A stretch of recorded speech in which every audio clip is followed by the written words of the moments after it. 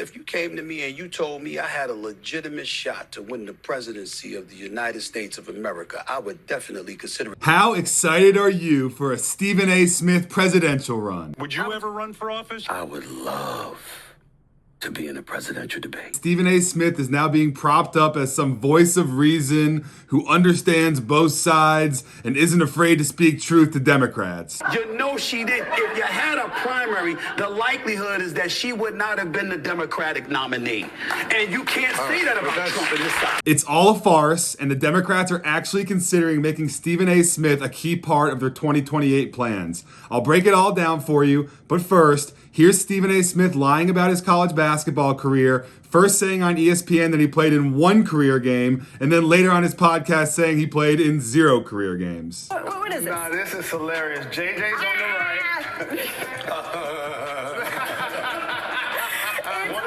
Starting lineup from tonight. Well, they're not telling us I only played 1 game because I cracked my kneecap in half, but that's neither here nor there. That is not.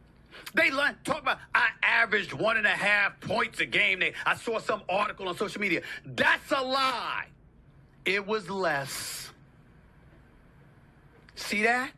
You didn't know I was going to say that, did you? It was less than that. It's a lie. How about 0? Because I never played, because I cracked my kneecap in half. There's actually way more to that story. Stephen A. Smith, in his book, claimed that he was playing pickup on a court in New York City in cold February when a random guy saw him, and he was so good that this guy picked him up and drove him down the next day to Winston-Salem State for a tryout, where when he finally got on the court, he made 17 straight 3-pointers and was offered a full ride scholarship on the spot. I dropped 17 straight 3-pointers. Wow. And he gave me a scholarship on the spot. Subscribe and turn on notifications for the Matthews Report, and I will keep bringing you the heat. Anyways, back to politics. Let me take you through the trajectory of Stephen A. Smith so you can see how we got to where we are today. Stephen A. Smith and his colleagues on First Take and ESPN have been railing on Trump and Trump supporters on almost a daily basis for the better part of 8 years leading up to the 2024 election. I have no issue whatsoever with anybody who dissects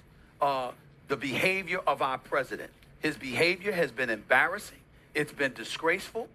It's not fitting of the president of the United States in terms of how he has conducted himself. You thought you were tuning in to hear sports talk? Nope. You got to hear Stephen A. Smith push the Trump-Russia collusion hoax. Of course, he brings this up on a weekend when he essentially admitted to collusion. Okay, so of course that's when he brought this up, because we're talking about Don Lemon and LeBron James instead of collusion with Russia. Stephen A. Smith was one of the leading voices in the sports media promoting the COVID-19 vaccine. He would lecture, chastise, and demonize athletes who didn't want to take it, especially NBA players. I've made my position clear on the importance of the COVID-19 vaccine on many occasions. Okay, now, moving into the 2024 election. First things first, he voted for Kamala Harris. I want to make sure that's clear. You probably voted. I think you voted for Kamala Harris. I did. Then the day after the election, The View, of all places, has Stephen A. Smith on as their guest, and they're reading off a piece of paper saying, "Oh, people want you to run for president. What do you think about that?" You've been asked, I hear, about running for political office in the future, and some people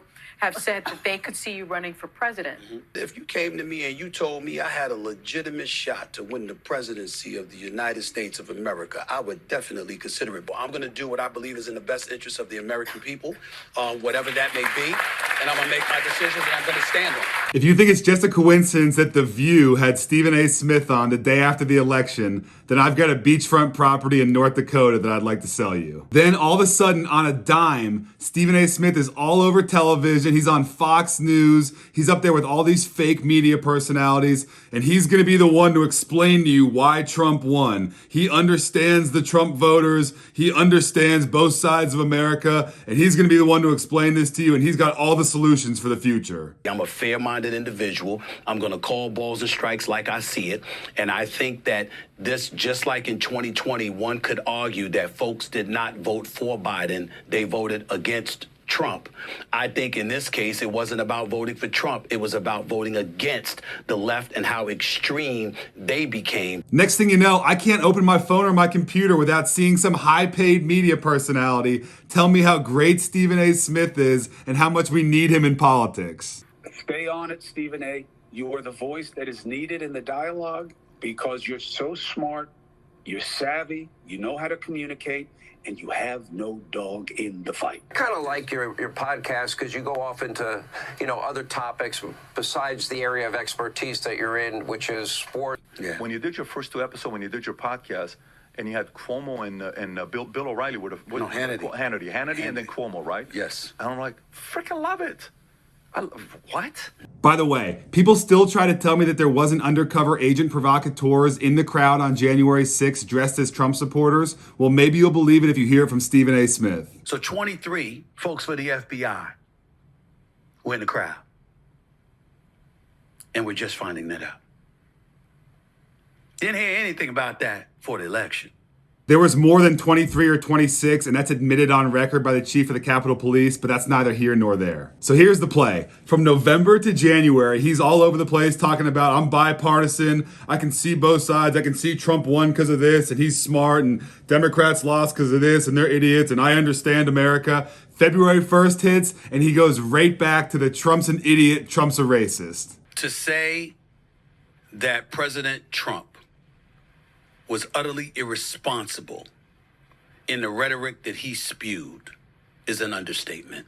Stephen A. Smith and the liberal media are attacking Trump for bringing up DEI in reaction to the DC plane crash, when all Trump did is go up there in his press conference and read the Biden administration FAA policy from their website, where they say they're trying to recruit people to be air traffic controllers who have severe mental disabilities, hearing and vision loss, paralysis, epilepsy, and dwarfism. Targeted disabilities are those disabilities that the federal government, as a matter of policy, has identified for special emphasis in recruitment and hiring.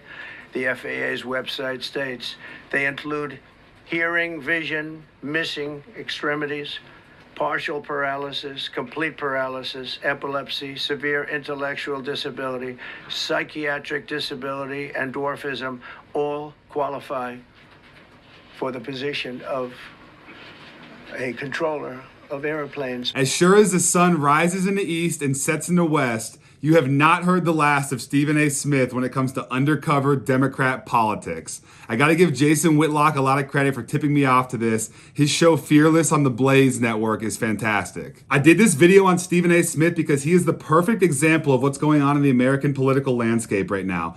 All these people see that Trump's in his last term and the floodgates are getting ready to open with all sorts of people going after power. And me personally, I don't want to hear from any of these grifters who have been wrong about everything for 8 years. And then all of a sudden in 2024, 2025, they're seeing the light and they're the common sense people to lead us into the future. No, thank you. Not for me.